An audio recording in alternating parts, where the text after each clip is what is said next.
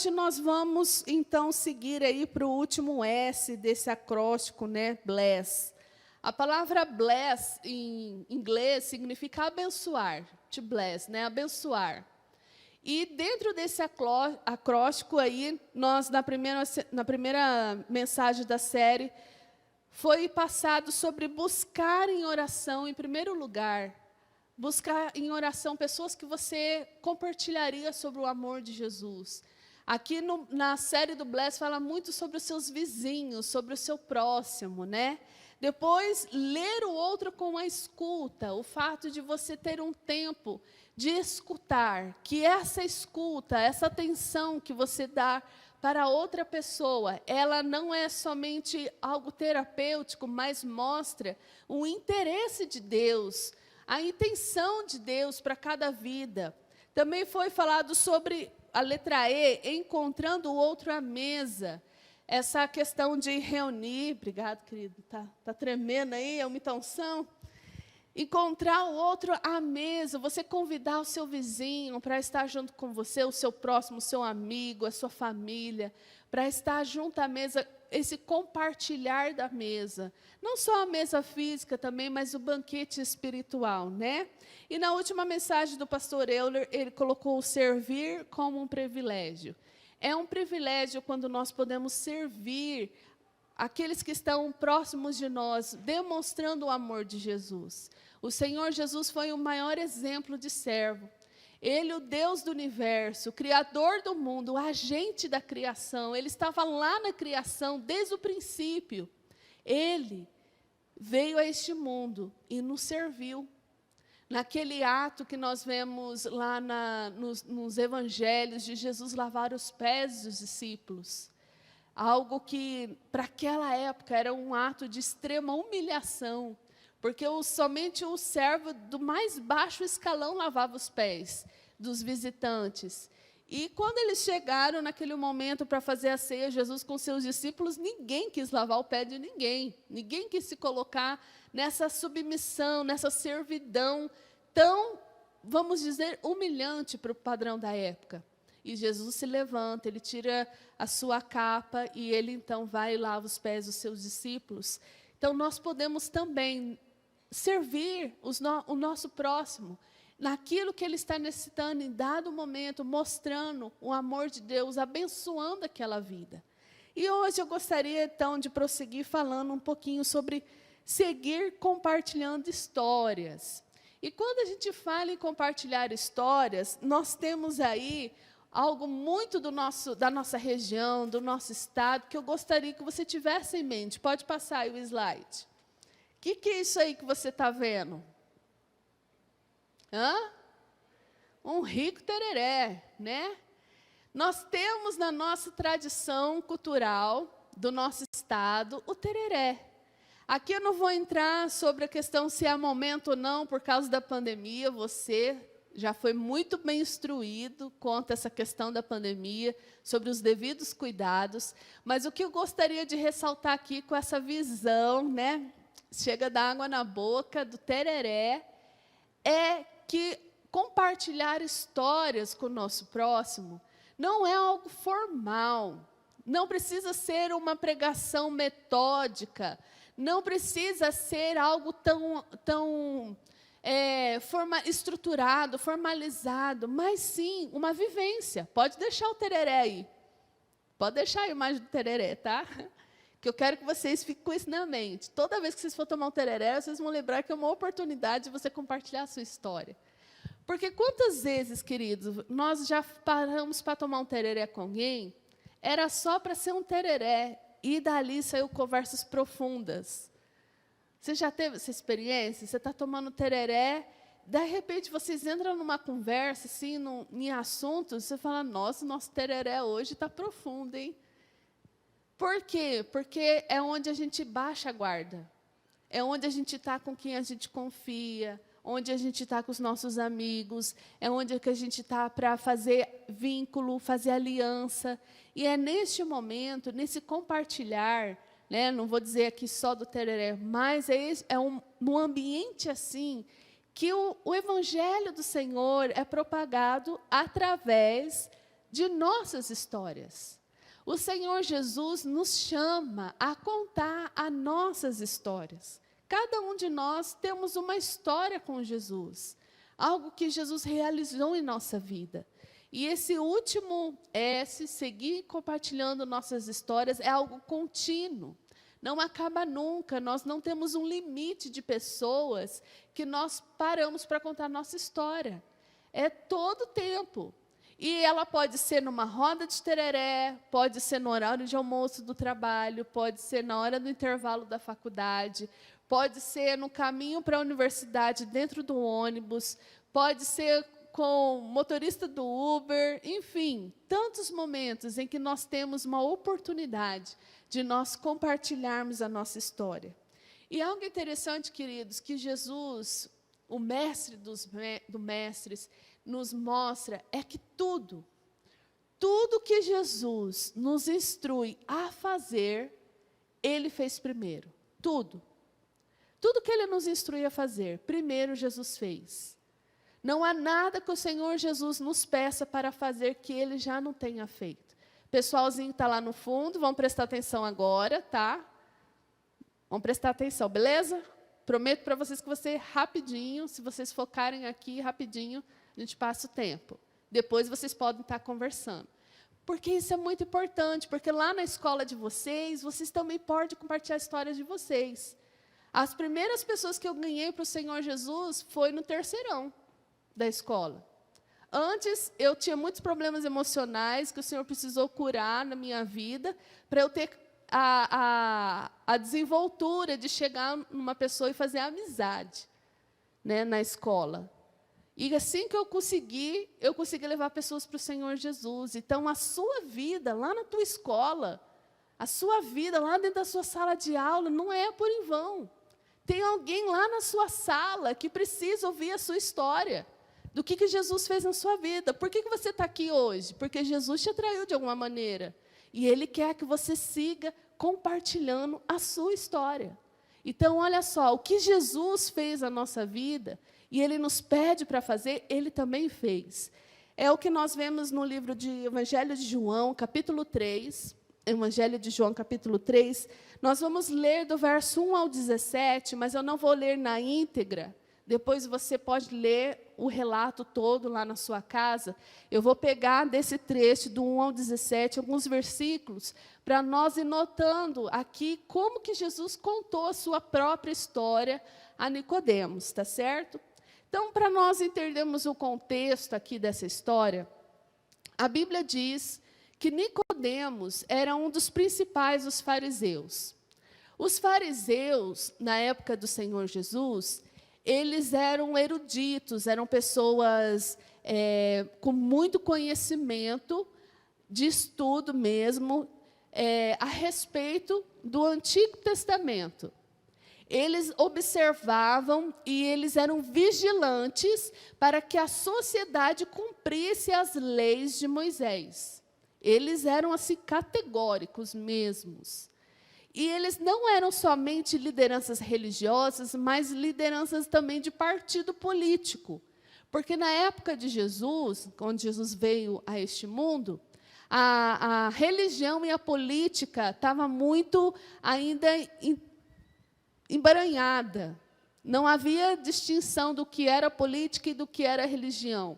Ainda mais ali naquela região da Palestina.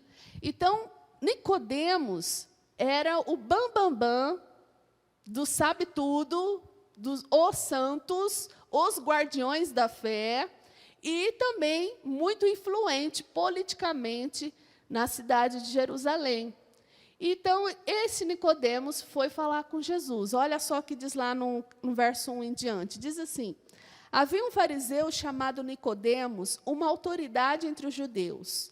Ele veio a Jesus à noite e disse, olha só o que ele fala: mestre, sabemos que ensinas da parte de Deus, pois ninguém pode realizar os sinais miraculosos que estás fazendo, se Deus não estiver com ele.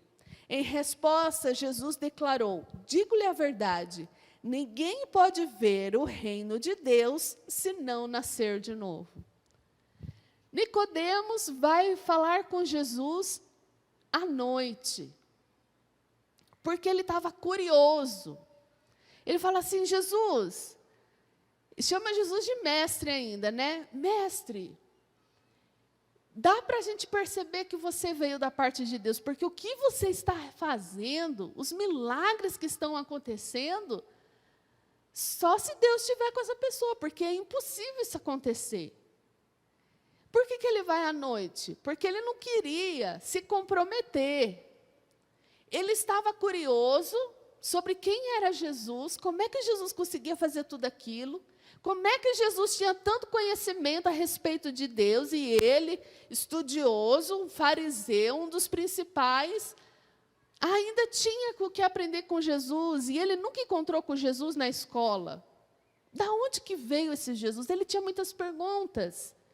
Mas ele não queria se comprometer, ele não queria ser visto com Jesus, ele não queria que as pessoas pegassem ele no flagrante falando com Jesus. Então ele vai à noite. E ele faz essas declarações a Jesus. Só que Jesus não fala assim para ele, poxa, Nicodemos, fico muito lisonjeado de ouvir que você me considera um mestre. Poxa, Nicodemos, que legal que você percebeu que eu vim da parte de Deus. Não. Jesus vai direto com o dedo na ferida. Jesus fala assim, ó, quer saber, Nicodemos, vou te falar a verdade aqui. Ninguém pode ver o reino de Deus se não nascer de novo.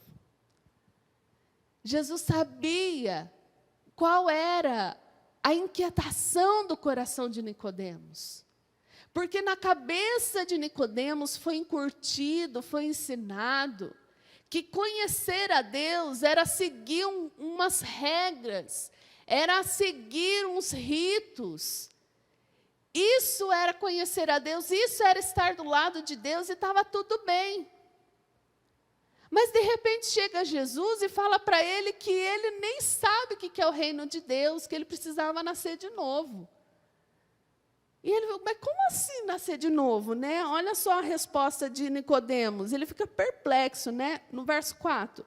Perguntou Nicodemos, como alguém pode nascer sendo velho? É claro que não pode entrar pela segunda vez no ventre de sua mãe e renascer.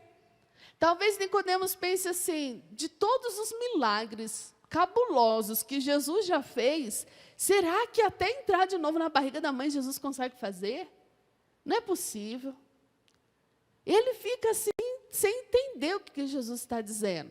E olha a resposta de Jesus, digo-lhe a verdade, ninguém pode entrar no reino de Deus, se não nascer da água e do Espírito. Olha só o questionamento de Nicodemos. Como pode ser isso? Como assim, Jesus? Como que alguém vai nascer da água, vai nascer do Espírito? Primeiro, Jesus aumenta a curiosidade de Nicodemos. Jesus pega ali, da onde que ele tem mais sede, e mexe com o mundinho dele. E aí, quando ele faz assim, não, agora eu sou todo ouvidos. Como, Jesus? Jesus começa contando a sua história. Olha só o que ele fala no verso 13. Jesus fala assim, ninguém jamais subiu ao céu, a não ser aquele que veio do céu, o Filho do Homem.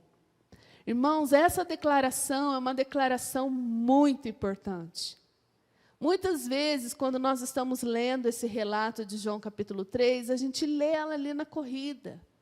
Mas aqui Jesus está dizendo para Nicodemos que ele veio do céu. E ele é o Filho do Homem. Nicodemos, como estudioso da Bíblia, que lia o Antigo Testamento no café, no almoço, na janta, de madrugada, orava a palavra de Deus, né, o Antigo Testamento o tempo todo, ele pegou a referência rapidão.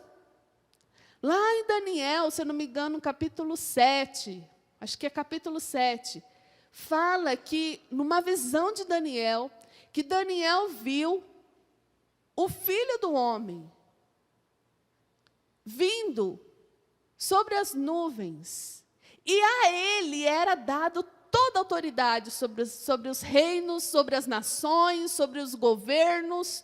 Ele era o Rei dos Reis.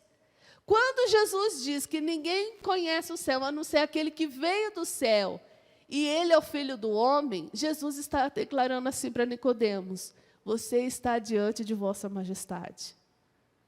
Você está diante do rei, do soberano. Uau! Pensa a cabeça de Nicodemos. Questão de Nicodemos não é igual nos mangá, cala no chão. Como assim? E aí Jesus continua mostrando, né, para Nicodemos a comprovação da história dele, de quem ele é. Olha só no verso 14 até o 17, diz assim, Jesus dizendo: da mesma forma como Moisés levantou a serpente no deserto, assim também é necessário que o Filho do Homem seja levantado, para que todo o que nele crer tenha vida eterna. Porque Deus tanto amou o mundo que deu o seu Filho unigênito, para que todo o que nele crer não pereça, mas tenha vida eterna. Pois Deus enviou o seu Filho ao mundo, não para condenar o mundo, mas para que este fosse salvo por meio dele. Ele fala: eu sou o Senhor da história. E eu digo para você, assim como uma serpente que simbolizava uma maldição, que foi usada na época de Moisés para as pessoas serem curadas da picada daquele mal da serpente e não morrer, o Filho do Homem também vai ser levantado, mostrado como uma maldição, para que a humanidade seja curada da maldição que está sobre ela, que é o pecado, e alcance a vida eterna. Ele mostra que ele está fora da história da humanidade. Ele já conhece o seu futuro, ele sabe o que irá acontecer. Jesus profetiza a sua morte, a maneira como morreria e o porquê ele morreria. Se ele fosse somente um mestre, um conhecedor do Antigo Testamento, ele não teria tal percepção, mas ele mostra para Nicodemos que ele é o Senhor. Ele conta a sua história, e ele conta a sua história não só para impressionar Nicodemos, mas para que Nicodemos encontrasse a vida eterna.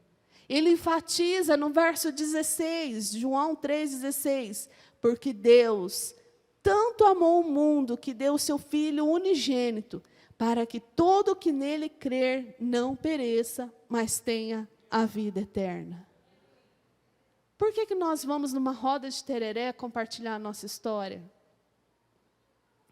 Por que nós vamos dizer para as pessoas o que Jesus mudou em nós? Para que elas alcancem a vida eterna. Compartilhar a nossa história, queridos, eu vou ser sincera aqui com vocês, não tem a ver com uma obrigação. Se você não levar nenhuma pessoa a conhecer Jesus, isso não vai mexer na sua salvação. Para você ser salvo, a palavra do Senhor diz que você tem que crer no Senhor Jesus, como seu Senhor, seu Salvador, e ser batizado. Você está salvo. Agora, é impossível, e eu vou aqui enfatizar, é impossível alguém que foi salvo por Jesus não compartilhar a sua história. Porque mesmo que você tenha muita vergonha, ou mesmo que você tente, de alguma maneira, se desviar dessa situação, a vida de Jesus em você te entrega. E as pessoas vão te perguntar: você já vivenciou algum momento que você nem estava lembrando de você compartilhar do amor de Deus? E uma pessoa ficou te perguntando, até que você eu vou ter que contar para ela que eu sou crente. Não tem outra saída. Eu vou ter que falar do meu testemunho aqui. E o Espírito Santo falando assim para você: fala. Fala para ele, fala para ela, fala para ele o que aconteceu com você, como que foi a sua vida, como que foi na sua vida. Porque, queridos, a vida de Jesus em nós nos transforma. Nós não somos mais os mesmos. Muda a nossa vida.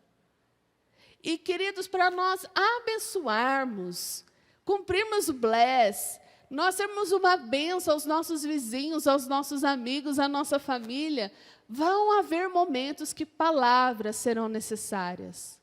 Até então, nós falamos de ações, de você escutar, de você servir, de você convidar à mesa, né? De você orar, mas haverá um momento em que palavras serão necessárias.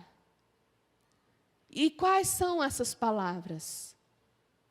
Você não precisa conhecer tudo da Bíblia, você não precisa saber o Novo Testamento de cor, você precisa saber a sua própria história.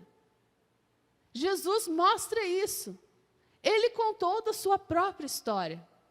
E então, queridos, muitas vezes nós relutamos em compartilhar a nossa história.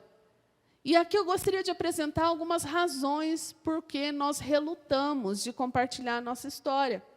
Uma primeira razão é que muitas vezes nós pensamos assim: eu não tenho o que é preciso. Eu não tenho o que é preciso. Eu não fiz ainda teologia, eu não li a Bíblia inteira ainda. Eu ainda não me entreguei ainda por completo, tem muita coisa que eu ainda não sei. E se eu for falar de Jesus, Flavinha, para alguém, e essa pessoa me fazer uma pergunta que eu não sei responder? E aí? Então, será que é melhor eu ficar quietinho? E se ele pedir para mim uma explicação de um texto bíblico que eu nem tinha lido na Bíblia ainda? Abaixa um pouquinho o meu retorno, por favor. E aí? O que eu vou dizer? Querido, presta atenção. Aqui é um fato, é um fato. Nós nunca vamos saber de tudo. Fica sossegado. Você está com medo de você não saber tudo? Não vai saber mesmo. Ninguém sabe tudo, ninguém. Ninguém sabe tudo, queridos. Muitas vezes nós vamos precisar falar assim: olha, eu vou pesquisar sobre isso e eu volto-te depois com a resposta. Eu não sei. Eu assisti agora nessa semana da Páscoa, com os jovens na aldeia, o filme Ressurreição, que foi lançado em 2016. Eu não sei se vocês já assistiram. É um filme muito legal, eu recomendo para vocês. Ressurreição, lançado em 2016. Assiste lá, muito bacana. Por quê? Nesse filme, é bem o momento em que Jesus, né, a história é uma ficção, claro, não é um relato bíblico, mas naquela ficção é a história de que quando Jesus ressuscita, um soldado romano é enviado para investigar o que estava acontecendo, porque Roma não acreditava na ressurreição de Jesus. E esse soldado romano que é enviado para investigar onde que está o corpo de Jesus, na verdade, ele estava procurando o corpo de Jesus, porque ele não acreditava que Jesus ressuscitou. Ele chega à conclusão, ele vê Jesus ressuscitado, e ele chega à conclusão de que Jesus ressuscitou. E quando eles estão indo para Jerusalém, que lembra que Jesus fala para os discípulos, vão para tal lugar que vocês vão receber o poder, né, do Espírito Santo, e vocês vão me ser testemunhas. E nessa migração, nesse momento que eles estão indo, nessa viagem, e esse soldado romano acompanhando, ele enche Pedro de perguntas. Mas como? Como que ele é de carne e osso? Será que ele pode morrer de novo? Será que ele sente fome? E Pedro senta na pedra e fala assim: eu não sei. Só sei que ele ressuscitou, você viu. E aquilo para mim foi bom. É isso. Contra fatos não há argumentos. Quando nós vamos compartilhar a nossa história, é nossa história. Mas como que Jesus te livrou assim do vício? Só sei que Ele livrou. Ele tirou isso da minha vida. Como que Deus te tornou uma pessoa fiel? Ele me mudou. Eu sei que eu estou contando a minha história para você. Nós nunca vamos ter, queridos, todas as respostas. Nós precisamos entender o que está lá em Mateus capítulo 10, do verso 19, segunda parte, até o verso 20, que diz assim: não se preocupem quanto ao que dizer ou como dizer. Naquela hora lhes será dado o que dizer, pois não serão vocês que estarão falando, mas o Espírito do Pai de vocês falará por intermédio de vocês. Quando nós entregamos a nossa vida ao Senhor Jesus, é a vida do Senhor Jesus que impera em nós. Muitas vezes nós não teremos todas as respostas, mas nós vamos na fé de que o Senhor vai nos capacitar para falar aquilo que aquela pessoa precisa ouvir naquele momento. Se nós não tivermos as respostas das suas indagações, a gente convida para vir junto no grupo de pequeno grupo, ou então para vir para a igreja, fazer um curso conosco, ou então nós vamos com ela com uma Bíblia e a gente pesquisa junto. Mas nós precisamos compartilhar a nossa história. Um outro impedimento que nos impede de compartilharmos nossa história é o pensamento de que não quero impor minhas crenças aos meus amigos e famílias. Né? Aquela história, né? Religião, a gente não se mete, cada um segue a sua. Não quero impor as minhas crenças à minha família, aos meus amigos. E está certo. Se esse é o seu medo, impor, está certo, não imponha nada. Não é isso que Jesus espera de nós. Não é isso. Jesus não quer que a gente imponha nada. O que Jesus espera de nós é que nós compartilhamos aquilo que Ele fez na nossa vida. Há uma diferença em você impor algo e você humildemente contar a sua própria história. Há uma diferença em você impor e você expor. Eu posso dizer aqui para você, ó, toma essa água, senão você vai morrer. Ou eu posso dizer assim, olha, depois que eu tomei essa água, minha sede foi cessada. Me senti mais, não é nutritiva, é mais, como é que é? Hidratada. Me senti mais hidratada, minha pele melhorou. Está aqui, ó. Se você quiser beber também, ó, recomendo. É diferente. É diferente você impor e você expor aquilo que Jesus está fazendo na sua vida. Ninguém pode te recriminar se você compartilhar algo que você está vivendo. Porque são suas vivências, são suas experiências. Tem um texto uma frase de D.T. Niles que diz assim: o cristianismo é um mendigo dizendo a outro mendigo onde encontrou pão. Ninguém é maior que ninguém. Ah, nós não somos os certinhos. Ah, nós não somos os santinhos. Não, não tem nada disso. Todos nós somos mendigos famintos que encontramos uma reserva, um armazém cheio de pão. E agora nós estamos indo a outros famintos e dizendo, ó, tem pão ali. Todos estamos na mesma condição, necessitados da carência da graça de Deus. Todos nós somos pecadores indignos. A diferença é que nós encontramos a salvação e a redenção. E é isso que nós vamos dizer, eu tenho um alimento, e eu sei onde encontrar esse alimento, você quer? Outro impedimento de nós compartilharmos a história é esse pensamento de compartilhar minha história me deixa desconfortável. É verdade, eu não vou negar para vocês, não. Muitas vezes será desconfortável.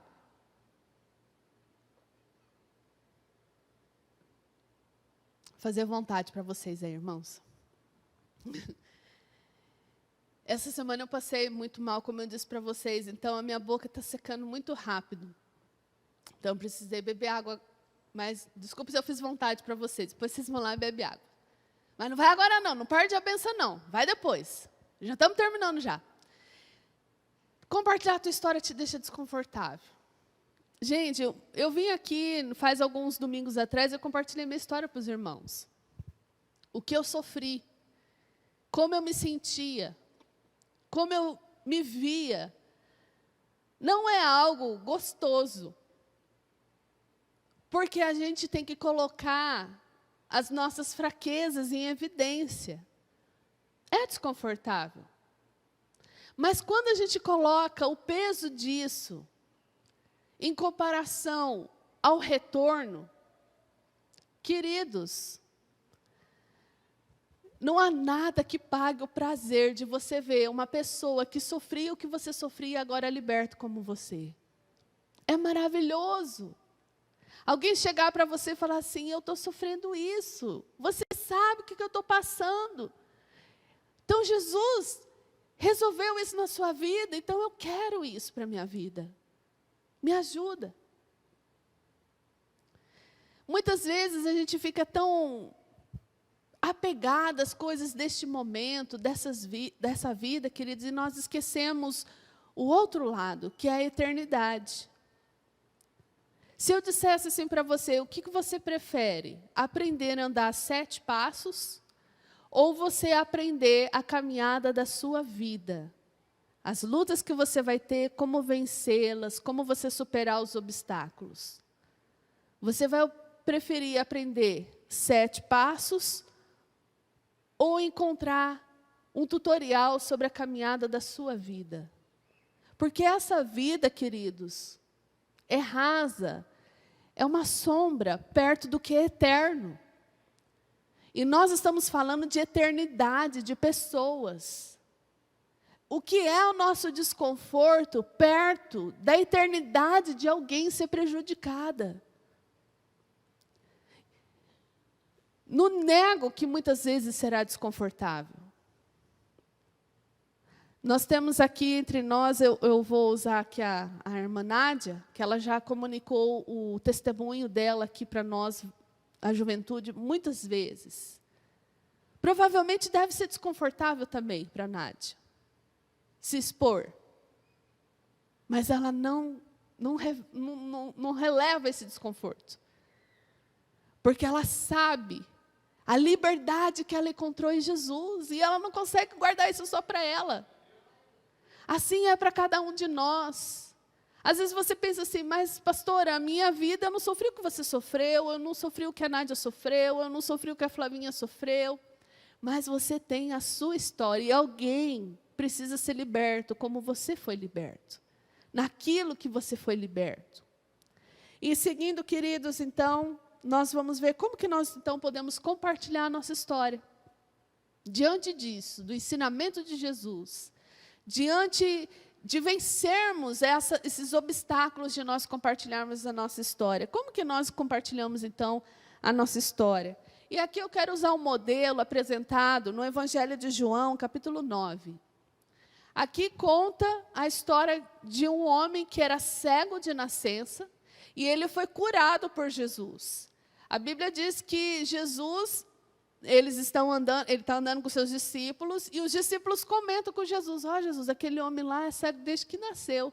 Quem será que pecou? Será que foi ele? Será que foi os pais dele? E Jesus fala assim, não é pecado de ninguém não, é porque para a glória de Deus se realizar, é para a glória de Deus. E aí Jesus chama o cego, né? E gospe ali no chão, passa saliva ali com aquela laminha nos olhos do cego, fala para ele lavar o rosto lá em Siloé. Ele lava o rosto e ele passa a ver. Então, está acontecendo isso. Aí esse antigo cego volta para casa e havia mais de 40 anos que ele era cego. E os vizinhos falam, mas não é o fulano? Mas fulano não é o cego? Não é fulano, não. E aquele burburinho, é fulano, não é fulano, é fulano, não é fulano. Aí que a gente chega no verso 8 e a gente vai ler a nossa leitura aí. João 9, do 8 e diante, olha lá. Seus vizinhos e os que anteriormente o tinham visto mendigando, perguntaram, não é este o mesmo homem que costumava ficar sentado mendigando? Alguns afirmavam que era ele, outros diziam, não, apenas se parece com ele. Olha lá, mas ele próprio insistia, sou eu mesmo. Verso 10. Então, como foram abertos seus olhos, interrogaram-lhes. Ele respondeu, um homem chamado Jesus misturou terra com saliva, colocou nos meus olhos e me disse que fosse lavar-me em Siloé. Fui, lavei-me e agora vejo. Contou sua história. ele diz um homem chamado Jesus. Ele não fala o filho de Davi, o criador do universo. Ele não fala, ele colocou minha fé em ação. Não, ele não tem essas palavras. Ele conta a história dele, o que aconteceu com ele. Então, a primeira coisa que nós precisamos entender quando nós vamos contar a nossa história é essa parte aqui. Como era a minha vida antes de Jesus? Como era a minha vida antes de Jesus? Como que era a sua vida antes de Jesus? Aqui no nosso texto, o homem conta, ele era cego. Ele era o cego que mendigava. Eu era cego. Como que você era? Eu nasci em um lar cristão, meus pais sempre envolvidos na igreja. Eu não tive uma vida de altos e baixos antes de conhecer Jesus, mas eu tive a minha história, eu já contei para os irmãos. Eu tive as minhas prisões emocionais. E você? Como que você era antes de você conhecer Jesus? Segunda coisa que tem que conter na sua história. Como conheci Jesus? Como que você conheceu Jesus? Aqui na nossa história, o homem diz assim, um homem chamado Jesus misturou terra com saliva e colocou nos meus olhos. Imagina o choque dele.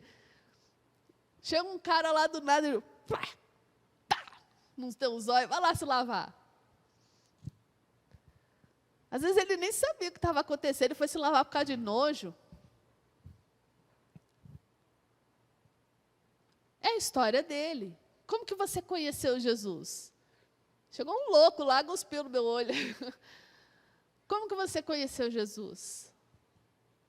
Eu conheci Jesus através da escola bíblica dominical, através dos meus pais, através dos meus avós, dos meus tios. Mas eu encontrei Jesus no meio da minha dor. Eu já ouvia falar muito de Jesus. Mas eu, de fato, tive uma experiência com Ele no meio da minha dor, das minhas dores emocionais. Foi onde que Jesus me encontrou. Eu estava numa cela, numa prisão. Uma prisão do que as pessoas diziam sobre mim. E eu vivia ali naquele mundinho, acuada, dentro daquela prisão, do que as pessoas diziam sobre mim. E Jesus entrou, abriu a porta, entrou e me tirou lá de dentro. Foi assim que eu conheci Jesus. E você? Como que você conheceu Jesus? E por fim, o terceiro elemento da nossa história deve ser: como é minha vida desde que eu conheci Jesus? Como é a sua vida desde que você conheceu Jesus? Aqui na nossa história, em João 9, o homem diz, eu era cego e agora eu vejo. É a história dele. E a nossa história com Jesus? Como que é? Como era antes? Como que você conheceu? E como é agora?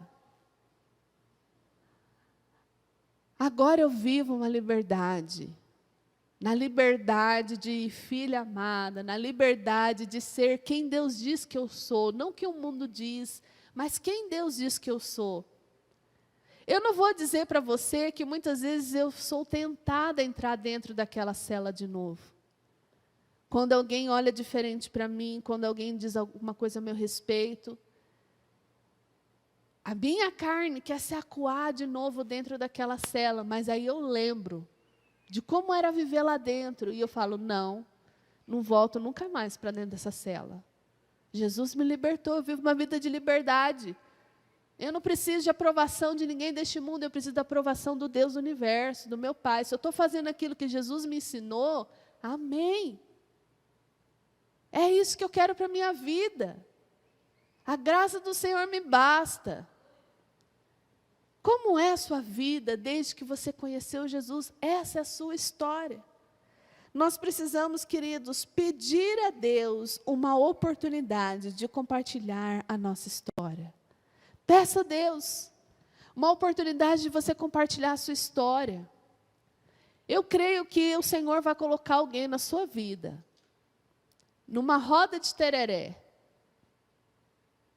Numa roda de tereré, Deus vai poder usar a sua vida para você compartilhar a sua história e mudar a eternidade de alguém. Alguém que estava destinado a uma eternidade horrível longe de Deus.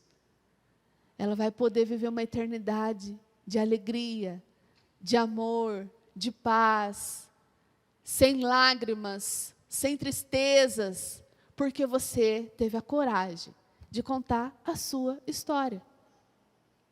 Você não precisa nem saber, porque Jesus veio ao mundo e nasceu, e sofreu, e morreu, e ressuscitou. Claro que você tem que saber disso, porque Ele é o seu Senhor e Salvador. Mas, você sabendo a sua história, aquele homem cego não sabia de tudo que Jesus estava por fazer, mas ele contou o que aconteceu com ele. Ele foi uma testemunha do que Jesus fez.